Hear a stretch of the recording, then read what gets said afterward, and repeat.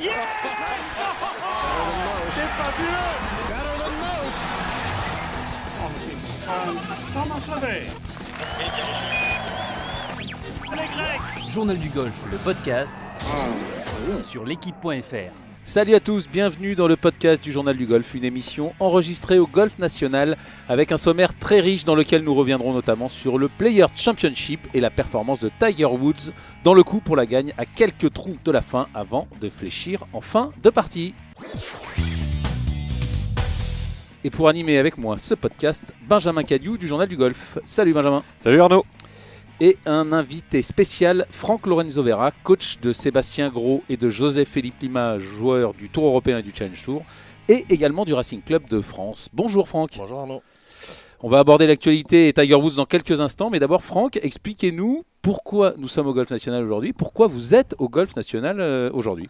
On a fait une journée Callaway aujourd'hui avec le Journal du Golf pour récompenser des internautes qui ont fait un jeu concours pour participer à l'essai des clubs Rogue et passer une journée avec moi pour améliorer un petit peu leur technique sur le practice, avec le Trackman et sur le terrain. Sur le terrain, un petit peu de vent. Apparemment, Benjamin me disait que le trou numéro 7 et le trou numéro 9, c'était un petit peu costaud. Disons que je pense que même le Tour européen n'aurait pas fait un setup comme ça sur les tee shots parce que je pense qu'il doit y avoir 250 mètres à l'entrée du fairway. Pour le trou numéro 7. Pour le trou numéro 7. Avec les niveaux départ reculés. Et vent contre et très sincèrement, faut pas taper à côté de la plaque. Et, dès que vous l'avez joué, vous avez essayé ? Je viens de jouer et c'est pas passé en fait. C'est pas passé. Moi je remarque à mon âge maintenant il faut que je joue des jaunes peut-être, mais non, des noirs c'est vraiment costaud. Et puis il y a de la densité vraiment sur les... autour des fairways, ça commence vraiment à devenir vraiment difficile. D'accord, donc on sent poindre l'Open de France dans quelques instants, dans quelques jours, et la Ryder Cup dans quelques semaines sur le Golf National. Je pense qu'ils laissent un peu de matière pour le protéger. S'ils accélèrent les greens et s'ils baissent un peu les fairways, ça va devenir vraiment difficile. Allez, place à l'actualité, Benjamin. Vous avez suivi le Players toute la semaine. Dimanche, Tiger Woods pointé à la deuxième place au 12 à moins 14 à 4 coups de la tête. De Webb Simpson qui était à ce moment-là le leader du tournoi. La planète golfique entière croyait en une victoire possible de Tiger Woods. Bon, il y a eu une fin de parcours assez délicate, il finit en dehors du top 10. Mais quel tournoi de Tiger Woods, deuxième, c'était un truc un week-end de dingue jusque-là en tout cas. Déjà un beau comeback du TIC qui était 68e après le premier tour, 69e après le deuxième, qui passe le cut d'un point. Il a passé l'après-midi à attendre, savoir s'il avait passé le cut. On pensait que ça passerait pas. Oui, ça arrive même au plus grand. Donc finalement c'est passé, il est revenu un peu backdoor comme disent les Américains. Tiger, il est revenu un peu de l'arrière parce que déjà il a réussi ça, parce qu'il a enfin retrouvé son putting au Wells Fargo. Ça avait été très très compliqué pour le Tigre avec beaucoup de 3 putts. Il n'avait jamais trouvé la vitesse des greens. C'était au Quailolo et maintenant aux Players sur les greens un peu plus rapides. C'est revenu et ça c'est un gros signe positif. Ensuite, deuxième signe positif qui commence à faire penser que Tiger va très bientôt gagner son 80e succès sur le PGA Tour. C'est la justesse de son jeu de fer. Le contrôle de ses profondeurs de green, juste une seule stat, je vous en donnerai pas deux, c'est Woods s'est mis 25 fois à moins de 8 mètres du trou pour birdie ce week-end. D'accord. Ce week-end de Players. Donc son jeu est vraiment au point. Là ça commence le à être week-end vraiment ou pendant tout le tournoi ? Non, pour juste simplement samedi-dimanche, il s'est mis 25 fois à moins de 20 feet. D'accord. Donc voilà, à peu près 8 mètres, c'est ça, Franck ? Un peu plus de 3. Voilà. Franck, une victoire du Tigre, c'est pour bientôt ? Alors, je le souhaite profondément, comme tous les grands admirateurs de Tiger, de tout ce qu'il a fait exceptionnel pour le golf, et de l'exceptionnel joueur de golf que c'est. Il y a beaucoup de concurrence, ça il ne faut pas l'oublier. Il y a plus de concurrence que quand il était au top.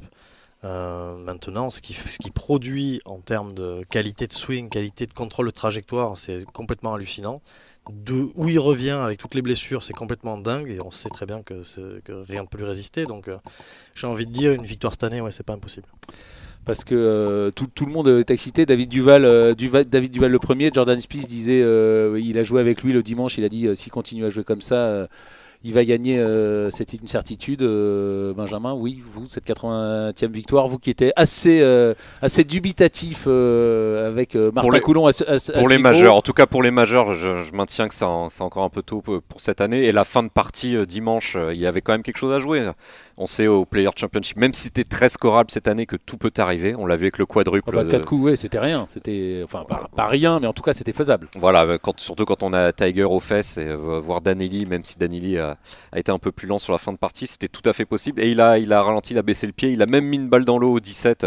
Évidemment, ça arrive à tout le monde, mais ça arrive beaucoup moins à Tiger. Je crois que c'est la première fois depuis 2003 que Tiger mettait une balle dans l'eau au 17 avec un choix. Oui, bon, après, c'était encore une fois, c'était un Tiger qui revenait. Hein. Oui, c'est un Tiger qui revenait, mais bon, toujours est-il qu'il a pris sandwich au 17.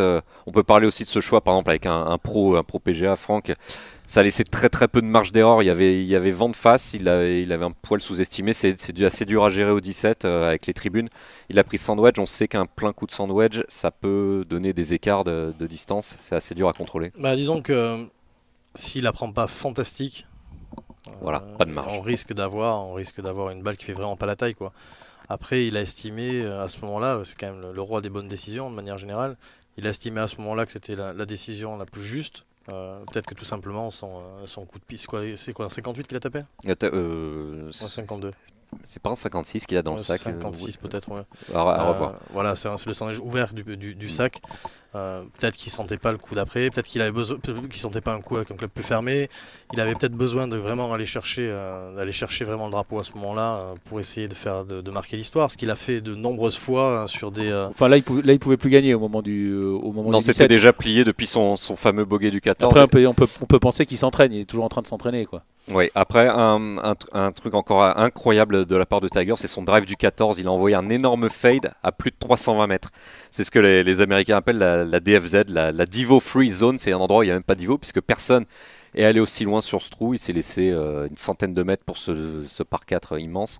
Et c'est là que ça s'est joué. Il n'a pas réussi à enchaîner derrière avec le coup de wedge qui restait court et qui arrivait sur le green et trop de backspin. Voilà, et c'est là que ça s'est joué puisque Simpson faisait birdie en même temps. Mais encore, c'était un power push ou un power fade. C'était un coup qui arrivait pas encore Woods à sortir jusque-là, sur lequel Woods adorait s'appuyer dans ses années de domination. Et si ce coup-là revient aussi, pour les mises en jeu, lui donner un peu de sécu, comme dit Franck, ça va faire très mal. D'autant que le putting est visiblement en train de revenir. Non, mais surtout, le truc, c'est que s'il commence à maîtriser la balle qui sort légèrement à gauche de la cible, il va faire très très mal. Parce que son problème, c'est que c'est les push et les hooks. Donc, quand il fait ses push slice là, et ses gros quick hooks là horribles, c'est qu'il a le club qui circule trop à droite de la ligne de jeu. Dès qu'il va tenir le club un peu à l'intérieur de la ligne de jeu, il va commencer à maîtriser la phase de club. Et alors là, attention les yeux. Ça va faire très très mal. Ouais, c'est un peu ce qu'il a fait. Ce week-end jusqu'à ce trou numéro 14 et son deuxième coup. Benjamin, vous n'y croyez pas en grand chelem. On rappelle quand même, vous le disiez la semaine dernière à ce micro, que c'est le fameux 5e major, ce Players Championship. Les 50 meilleurs joueurs du monde étaient là. Il était quand même deuxième, d'accord, en arrivant de l'arrière. Encore une fois, vu où il était il y a 6 mois, on pensait que le golf était terminé pour lui. C'est quand même incroyable. Une victoire majeure, vous, Franck, vous y croyez cette année ou pas ? Non. Enfin, avec Tiger, on ne sait jamais. Mais je rejoins un petit peu Benjamin là-dessus. Effectivement, là, on parle du 5e majeur. On dit qu'à un moment, il était deuxième. Il y a plein de joueurs cette semaine qui ont été deuxième à un moment. Bon, on s'y accorde parce que c'est Tiger. Ça se passe. On est plus observateur sur Tiger, ce qui est logique. Maintenant, il a encore beaucoup de travail, je pense, pour maîtriser justement 2-3 trajectoires, notamment ces petits power fades là, qui lui sécurisent les mises en jeu, parce que quand Tiger joue du fairway, ça fait mal. Hein. Son plus gros problème, c'est de ne pas jouer du fairway. C'est pas le meilleur. Surtout quand on a mis 3-20 en petit fade. Oui, c'est ça. C'est qu'en fait, son corps fonctionne tellement bien dans le bon sens que il produit une énergie assez importante en faisant très peu d'efforts, ce qui fait que maintenant il sécurise son corps, il sécurise la blessure et il accélère la tête de club. On l'avait vu d'ailleurs, il avait fait un drive quand il a repris son premier ou deuxième tournoi sur le Héros, je crois, il avait fait un drive où il était passé un truc à 128 ou 127. En vitesse de balle, il dominait. Ah oui, c'est complètement dingue. Il dominait chiant, il était au niveau de Dustin Johnson. Bien sûr, ce qui est pas étonnant. Maintenant, de là à gagner, c'est toujours pareil. Il y a tellement de choses qui doivent rentrer en compte pour gagner. que il a besoin peut-être aussi d'emmagasiner un peu de confiance. Faut pas oublier que même si c'est Tiger Woods, il a perdu pendant quelques années tout son golf. Son golf, sa vie, son entraînement, son corps, il a tout perdu Ses vertèbres. pendant quelques années. Donc il y a quand même, à mon avis, même s'il doit beaucoup travailler, et ce qui est le cas chez ce garçon, il doit avoir quand même des petits moments de frein qui restent, et puis il faudra aligner 4 tours. Faire 4 tours, enfin, il y a plein de choses. Après, moi je suis très optimiste, même si encore une fois, pour gagner, il faut qu'il y ait plusieurs choses. Et là, pour moi, les champs sont très très forts, quoi. Les champs Dustin Johnson, oui, non, mais Thomas, c'est sûr que c'est très fort. Smith. Mais encore une fois, tout le monde était là aux Players. C'est vrai qu'il y a eu beaucoup de deuxièmes, c'est vrai qu'il finit 11e, mais quand même à un moment, enfin, on s'attendait. Encore une fois, il arrive de tellement loin et tellement vite qu'on se demande jusqu'où il va aller et à quelle vitesse. Il l'a encore dit après le tournoi, il a dit je suis pas encore prêt pour gagner, mais c'est vraiment pas loin, il est vraiment tout proche. Il a dit tapez haut, tapez bas, vers la gauche, vers la droite, maintenant je sais faire, je maîtrise. Et quand Tiger dit ça, c'est vraiment flippant, surtout que là, ses stats de putting étaient revenus à très haut niveau sur le week-end, donc à voir si c'est sur un instant T ou si ça va durer toute la saison, mais là, tous les voyants sont au vert, donc pour moi, pour gagner sur le PGA Tour, et notamment dès le Memorial, un tournoi qu'il a gagné 8 fois, si je dis pas de bêtises, un tournoi dans ce parcours de l'Ohio de Jack Nicklaus qu'il maîtrise parfaitement. Je pense que là, le 31 mai, à partir du 31 mai, là, c'est cette date du Memorial, ça va être tout bon pour la 80e victoire de Woods. Les derniers tournois préparatoires avant l'US Open et là, attention l'ambiance après. Pour terminer sur Tiger, pas de victoire en majeur pour cette année, mais peut-être une victoire en tournoi. Et alors, il est passé 80e mondial. Évidemment, toute la semaine, tout le week-end, on a vu l'évolution de son classement mondial par rapport à ses résultats. Vous le voyez finir la saison en équipe de Ryder Cup. Je pense qu'on est à peu près d'accord là-dessus. Il aura peut-être probablement une invitation, mais vous le voyez finir à quelle place au classement mondial, messieurs? Vous savez que j'aime bien les paris, aller un petit... De toute façon, déjà, vu qu'il a gagné quasiment tous les tournois, il est invité à tous les majeurs, il est invité... Il va aller jouer. Il va jouer. Il n'est pas qualifié pour le Bridgestone pour l'instant. Il est justement avec une deuxième place, voilà, ça passait aux Players. Il y a quand même pas mal de WGC dans lesquels il va rentrer de toute façon. Mais pas le Bridgestone. Pas le Bridgestone, pour l'instant. Ouais. Ce qui veut dire que c'est un mec qui peut finir top 20 mondial, pardon. Le top 20 mondial. Benjamin Top 40 autour de la 40e place. J'avais dit au début d'année, top 100 mondial, ça serait déjà très bien parce que c'était les et là vous êtes à top 40. Quand il aura gagné le Memorial, vous direz quoi? Et après, plus l'US Open. Allez, on y reviendra. Malhonnêteté intellectuelle. Il est méchant. On y reviendra, messieurs. Malhonnêteté intellectuelle. Allez, on continue avec ce Players Championship. Donc on l'a dit, Webb Simpson, hein, vainqueur après avoir été en tête du tournoi quasiment de bout en bout, en tout cas avec une grosse avance en partant le dimanche. Mais l'autre info, c'est Dustin Johnson n'est plus numéro 1 mondial. C'est Justin Thomas, le nouveau numéro 1. Ça faisait quelques tournois qui tournaient autour. Cette fois, c'est fait, Benjamin. On a un nouveau leader golfique sur la planète. C'était mérité. Ça allait finir par tomber, même si ça avait quand même bien tendu Justin Thomas ces dernières semaines.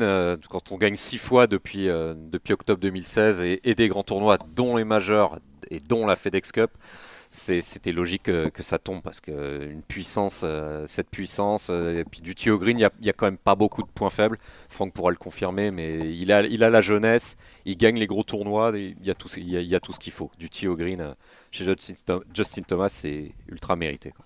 Franck, Justin Thomas, vous le voyez rester longtemps numéro 1 mondial, un règne.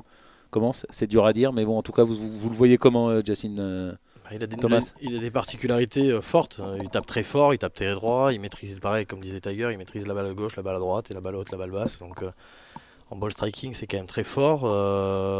Il fait partie de cette génération décomplexée avec tous ses potes, les Spieth et consorts. Ils se tirent la bourre, on est tous dans le top 5 quand même.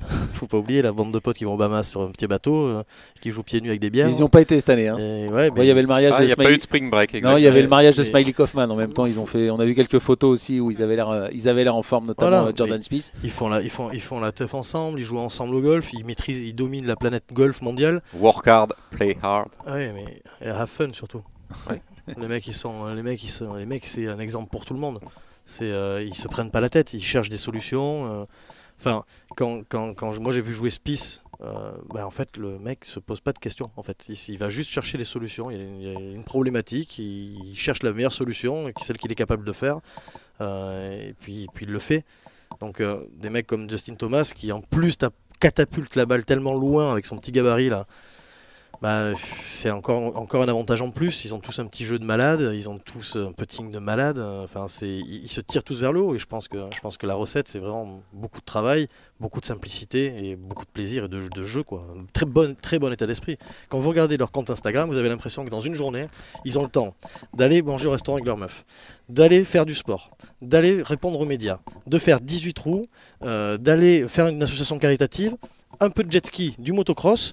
Ils rentrent le soir, ils ont 8 heures pour dormir. Un peu de caritatif aussi. Non, mais il l'a dit, Benjamin, si vous écoutiez un peu. Mauvais esprit ce garçon.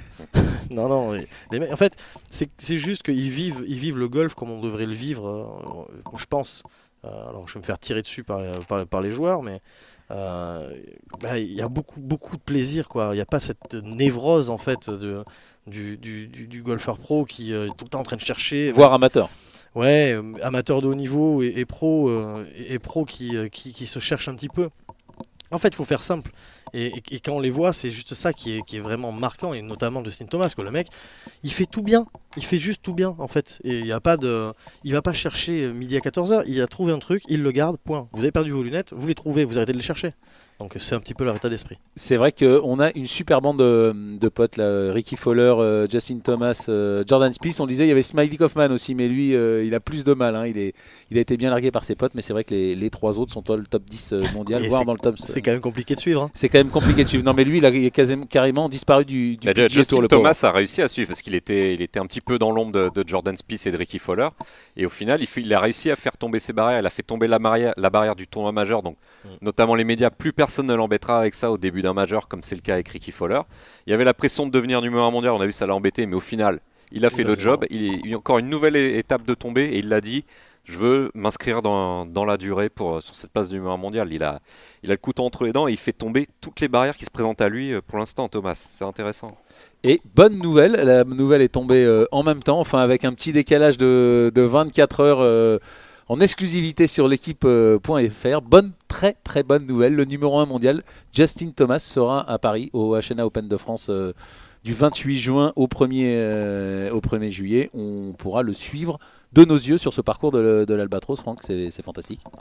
Pour les connaisseurs, ça va être fabuleux. Pour ceux qui ne connaissent pas le golf, malheureusement, qui vient d'arriver et qui n'est pas encore légendaire, je me fais un peu le mauvais esprit, mais ça va être hyper bien pour tous ceux qui admirent le golf à haut niveau, parce que le national, s'il se le met dans la poche, ça va faire très mal, hein. Parce qu'il tape la balle haut, il tape la balle droit. Ça peut faire très mal, Justin Thomas, sur le parcours ici. On se souvient que Bubba Watson avait eu du mal au début, hein, puis après il s'était plutôt. Il a eu du mal avec la culture européenne. Bubba Watson. Benjamin, Justin Thomas, c'est quand même assez incroyable quand on a eu l'info. C'est génial entre guillemets de se réveiller le lundi matin avec Justin Thomas qui vient de passer numéro 1 mondial et qui viendra chez nous à un quart d'heure de la rédaction en France, à Paris, pour cet Open de France. C'est génial. D'ailleurs, des numéros 1 mondiaux en exercice à l'Open de France. Lee Westwood peut-être. Lee Westwood. Qu'est-ce qu'on 2014. On n'a pas dû en avoir beaucoup. Très peu. Et puis en plus, c'est la vedette américaine. Chaque tournoi de golf a besoin de sa tête d'affiche. Il était mondial en 2014. Westwood. Mais bon, chaque tournoi a besoin d'une tête d'affiche. Et maintenant, on l'a. Vous savez, quand on se demande dans les clubhouse le dimanche, alors est-ce qu'on va à l'Open cette année? Bah ouais, on va voir Dustin. Surtout qu'on avait déjà Jon Rahm numéro 3 mondial. Maintenant, Justin Thomas numéro 1 mondial. Et puis pourquoi pas d'autres? Et puis Alex Lévy est là. Faut pas oublier. Maintenant, il est top 50 mondial. Il est lancé vers une wildcard en Ryder Cup. Ça sera un tournoi Rolex Series, on le rappelle, beaucoup d'argent, beaucoup de points. Thomas Bjorn a demandé à tous les joueurs quasiment de l'équipe européenne d'être là, donc on devrait avoir un plateau assez incroyable. Ça va être un très beau plateau, ça va être hyper intéressant de le suivre, parce que au-delà de dimension gros tournoi Rolex Series, gros plateau, il y a quand même une préparation pour la Ryder, donc il va y avoir des joueurs unis, des joueurs proches, des joueurs que vous allez voir ensemble au practice, pas mal discuter avec Thomas Bjorn et ainsi de suite. Donc ça peut être on va dire un tournoi de chauffe pour la Ryder, même si c'est un très gros tournoi. et ça va être très, très joli à voir, je pense. Ouais. J'en ai parlé ce matin, on a croisé Jean-Loup Charon, le président de la Fédération française de golf au practice, au golf national, et donc il nous avait dit qu'il espérait, donc une super nouvelle, hein, évidemment il était ravi le président, il espérait un effet d'entraînement éventuellement, qu'un Justin Thomas ramène quelques-uns de ses coéquipiers, notamment de Ryder Cup américain. Pour l'Open de France, ça va être quand même un petit peu compliqué puisqu'en même temps, si je dis pas de bêtises, il y a le National, le tournoi où Tiger Woods va disputer. D'ailleurs, je crois qu'il l'organise. Oui. Ça va être compliqué. Mais d'ailleurs, Jean Charon avait espéré un moment. Il y a eu des contacts avec Tiger Woods pour venir à l'Open de France. Il y a eu des contacts très concrets, mais bon, la date, c'est pas possible malheureusement. Ça tombe sur le tournoi de Tiger cette semaine-là. Une fois encore, on espère à l'avenir une autre date pour l'Open de France qui est coincée entre l'US Open et le British avec des très gros tournois autour, c'est pas possible. Il tombe très mal, surtout qu'on peut très vite tomber en jouant l'Open de France jusqu'en arrivant en British à jouer 5 semaines d'affilée, donc souvent les joueurs ils break quoi. Juste avant, vous avez Munich qui est moins bien doté mais qui balance de très gros chèques pour les joueurs et un avion privé pour les armées de l'US Open. L'Irish Open c'est très prestigieux, c'est Rolex Series. De toute façon, l'année prochaine, le calendrier va être bouleversé avec le Players qui va changer. Tout va bouger et il faut vraiment sortir de cette date. Et l'USPGA aussi.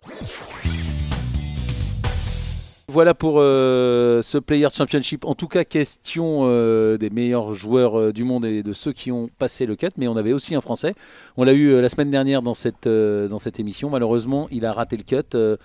Alexander Lévy. Alors, qu'est-ce qu'on fait? La bouteille à moitié vide, il est qu'à un point du cut. La bouteille à moitié pleine. Comment on voit ce résultat c'est encore un pas en carrière franchi par Alex Lévy, même si le cut est raté. Il a joué le Players pour la première fois. Il a encore touché l'élite mondiale, l'intégralité du top 50 dont il fait partie. Et c'est vrai que là, le problème, c'est que le temps presse pour 2018, pas pour la carrière d'Alexander Lévy, évidemment. Mais c'est vrai que là, on a une wildcard à aller chercher pour la Ryder Cup. Et une fois encore, faudra des gros pets dans des gros tournois. Et une wildcard ou pourquoi pas une qualification directe, Benjamin? Alors, dans ce cas-là, il va falloir gagner 1, 2, voire 2 gros tournois, dont un Rolex Series, et faire surtout des top 15 dans les très gros tournois.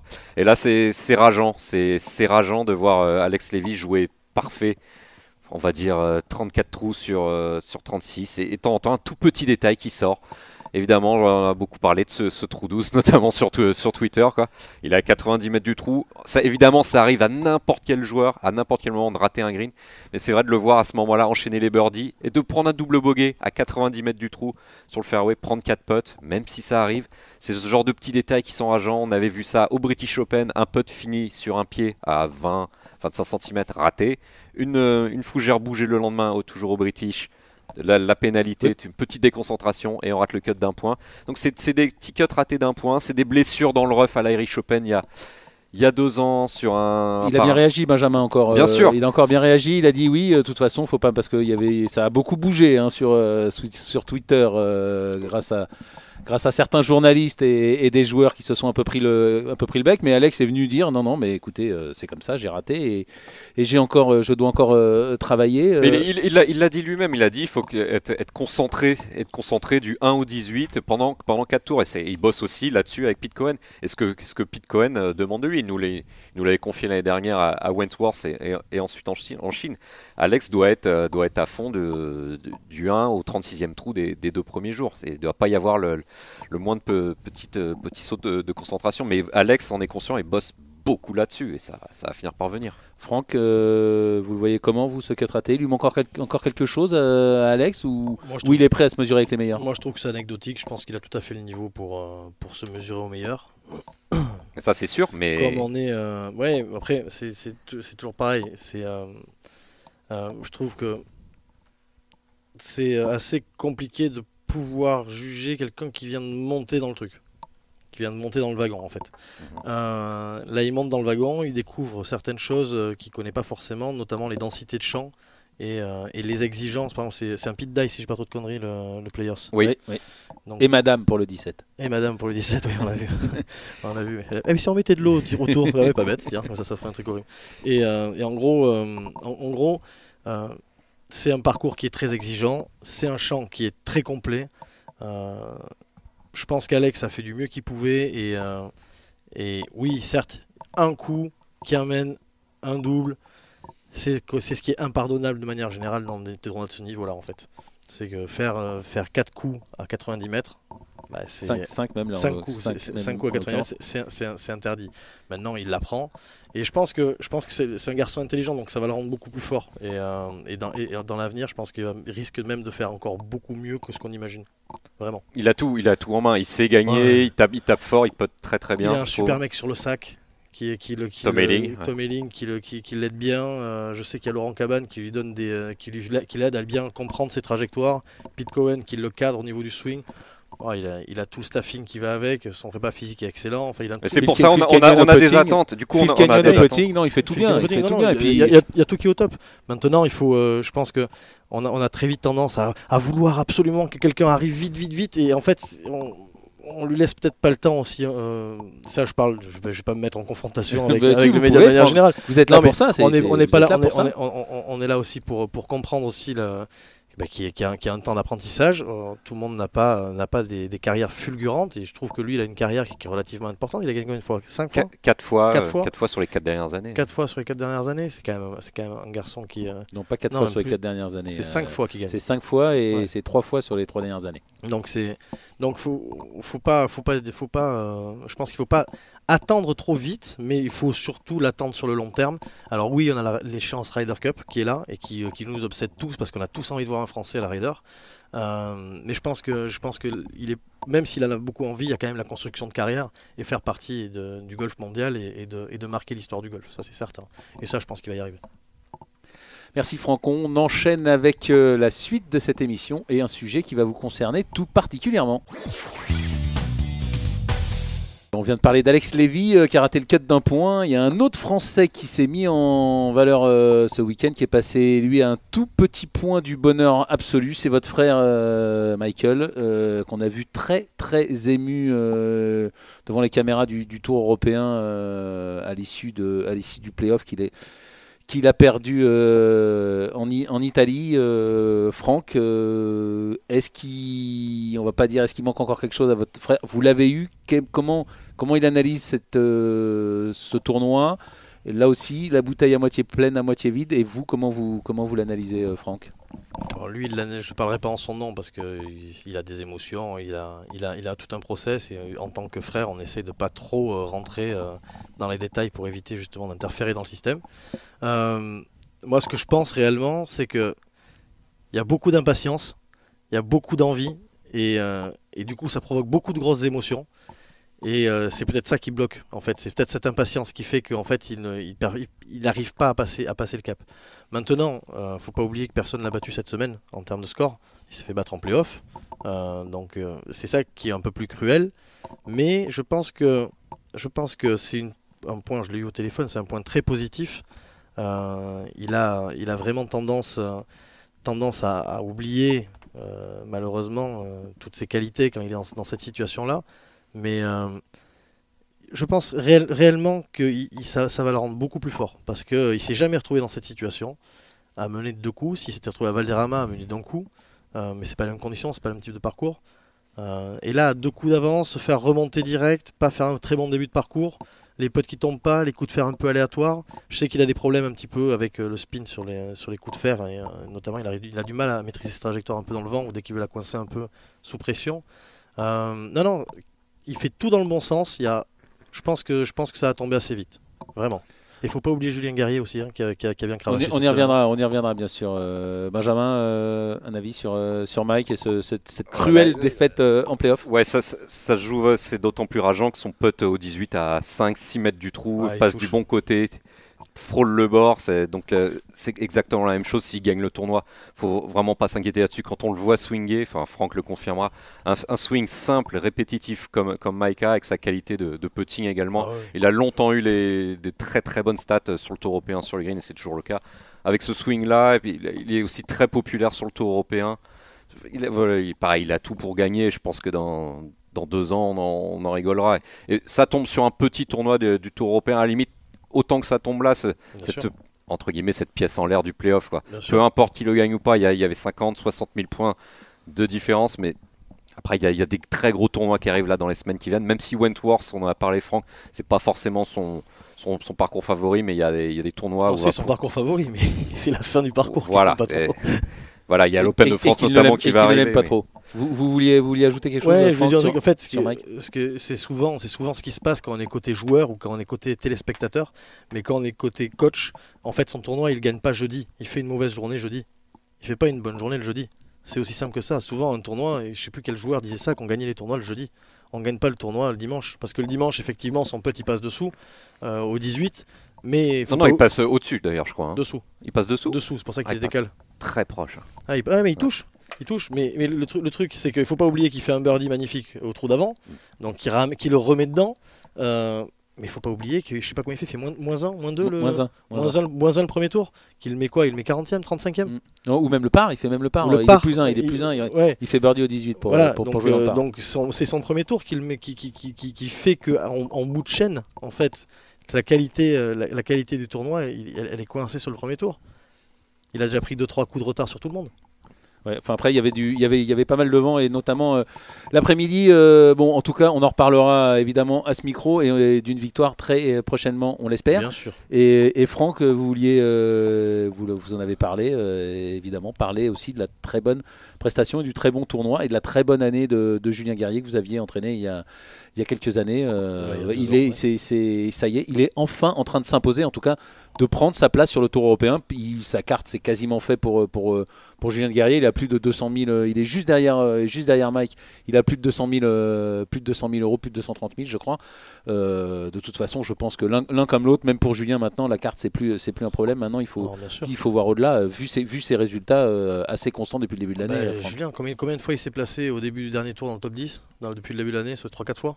Ouais, un paquet de fois, c'est son 3e. Il fait top 10 à Oman ou au Qatar. Enfin, en tout cas, c'est pas la première fois qu'il est dans le top 10 cette saison sur le Tour européen. Non, mais je fais pas sa collaboration avec Jean-François Luquin l'a amené, mais alors que c'était juste après vous, Franck. Bien sûr, mais d'ailleurs, dans les interviews, moi je l'ai interviewé, il reconnaissait aussi que le travail qu'il avait fait avec vous payait déjà, et derrière le travail avec Jean-François paye. On a fait un travail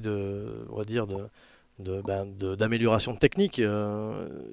Mais c'est pas ce dont il avait besoin, c'est un super ball striker, c'est un super technicien. Donc il avait vraiment besoin d'une relation comme il a avec Jean-François, où Jean-François lui a dit à un moment, il faut arrêter d'essayer de faire le bon swing, le beau geste, etc. Maintenant, passez-moi l'expression, faut poser ses couilles, faut prendre du courage, faut tenter les shots, faut faire les choses.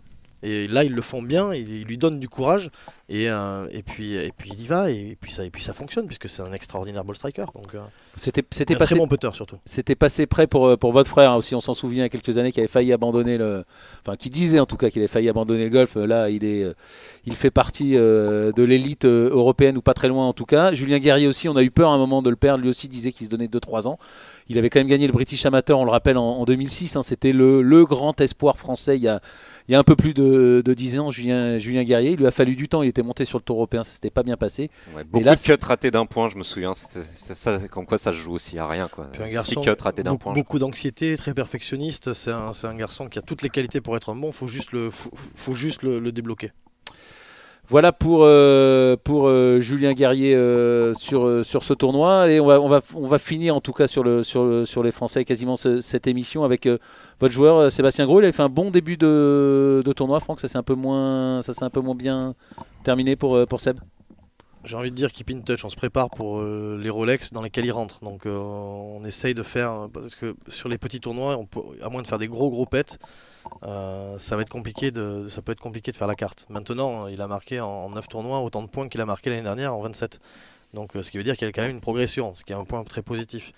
Il faut surtout observer que c'était quelqu'un qui avait beaucoup de mal à taper la balle l'année dernière, et que cette année, il est numéro 1 des stats au driving et numéro 3 ou 4 des greens en régulation. Là, le dernier tour, c'est grâce au coach ? C'est grâce à lui, parce qu'il a pris avec beaucoup de courage, il a décidé de remettre tout en place. C'est pas le coach, lui, il sert juste à donner les bonnes solutions. Le joueur, il décide. Et ça, c'est le plus important. Il a décidé, il a changé. C'est très impressionnant le chemin qu'il a parcouru. Maintenant, il reste un peu de putting à régler. On va aller voir les experts pour ça. Allez-y, annoncez-nous. Phil Kenyon et notamment Mike Kansky, qui est son assistant, parce que Phil est un peu pris avec les joueurs de Ryder Cup, c'est un peu difficile de l'avoir. Et pour essayer de comprendre, et puis on fait un vrai travail avec Myriam Salmik pour essayer d'enlever tous les petits parasites qu'il y a dans le putting La même préparatrice mentale que Mike Lorenzo Que Vera. Mike Lorenzo Vera, Mike, que Benjamin Hébert, que Teddy Riner, que Romain Grosjean aussi. Comme, José Felipe Lima aussi, notre illustre portugais. Donc voilà, bon bah écoutez, on espère vous avoir à nouveau à ce micro pour évoquer là aussi de bons résultats de Sébastien Gros et de José Philippe Lima, vous le disiez, qui a fini deuxième sur le Challenge Tour cette semaine. Benjamin, vous vouliez ajouter Non, je voulais juste préciser pour Julien Guerrier, il a mis 236 000 € et il est 49e de la race, donc on peut dire qu'il a fait à peu près 60% du boulot pour garder la carte l'an prochain. Donc, 60% du boulot. C'était à peu près 400 000 €, Franck, c'est ça 300, je pense que cette année, ça rechange encore un peu, il faut tabler sur 340. D'accord, donc on va dire 70% du boulot a été fait pour Julien Guerrier. Oui, mais et on n'est que il n'y a pas eu de mai. Rolex encore. Il n'y a pas eu de Rolex Series. Donc il va rentrer dans les Rolex. Et s'il fait ne serait-ce que faire les codes dans les Rolex, c'est 20 000 points. Donc ça va vite. On se fait pas de soucis pour lui, de toute façon. Non, il tire tout droit. Pour terminer cette émission, nous allons faire un petit tour par Marseille pour parler de la finale de l'Europa League. Franck, évidemment, non Rémi, je plaisante bien sûr parce que Franck déteste le football, hein. Il faut le savoir. Et puis on n'est pas là pour parler de foot, on est là pour parler de golf et de Ryder Cup. Rémi, vous étiez à Marseille justement. C'est exact. La fédération a lancé un Tour de France des grandes villes pour promouvoir la Ryder Cup. Ça a commencé la semaine dernière dans la cité phocéenne. Et vous allez nous raconter ça. Alors le Ryder Golf Tour, c'est un village d'animation qui est entièrement gratuit et donc qui veut faire découvrir le golf au grand public. Pour cette inauguration à Marseille, vous l'avez dit Arnaud, c'était donc au bord de la plage. Il y avait près de 200 élèves de l'agglomération qui ont été invités par la fédération. Donc ça courait, ça peutait dans tous les sens, bref, il y avait de l'ambiance. On écoute justement Marilyn, institutrice de l'école Jean Mermoz dans le 8e arrondissement de Marseille. Je suis institutrice à les classes de CM1C de l'école Jean Mermoz. Donc nous sommes voisins du golf. On a reçu un message de la fédération et pour nous inviter à cette journée. Donc il fallait motiver un petit peu sa venue. Donc voilà, on a eu l'honneur, le privilège d'être sélectionné pour venir passer la journée ici. D'accord. Et du coup, ça a plu aux enfants? Ouais. Bah écoutez, je pense. Est-ce que ça vous a plu les enfants? Je trouvais ça dommage qu'en étant si proche du golf, on n'ait pas la possibilité de pratiquer. Donc là, j'ai rencontré la directrice du golf, Borelli, et je pense que ça peut s'orienter sur un partenariat l'année prochaine avec faire du golf, en scolaire, faire un cycle de golf en scolaire. En éducation physique, quoi. Chaque enfant rentre dans le village avec sa propre carte de score, donc du grand jeu au putting, tous les secteurs du jeu sont testés. Au fur et à mesure des ateliers, la carte se remplit et des cadeaux les attendent à la sortie. Nicolas Poirier, responsable événementiel à la fédération, accompagnera chaque étape de ce Ryder Golf Tour cette année. Il nous décrit un peu comment ça fonctionne. Alors on a essayé en fait d'avoir plusieurs niveaux d'ateliers. On commence d'abord par un atelier putting. C'est quelque chose que les gens connaissent assez régulièrement. Ils ont déjà fait un peu de mini-golf. Donc on va commencer à leur demander de faire du putting. On va leur mettre des niveaux d'objectifs pour qu'ils essayent d'arriver sur des cibles, d'arrêter la balle à différents niveaux.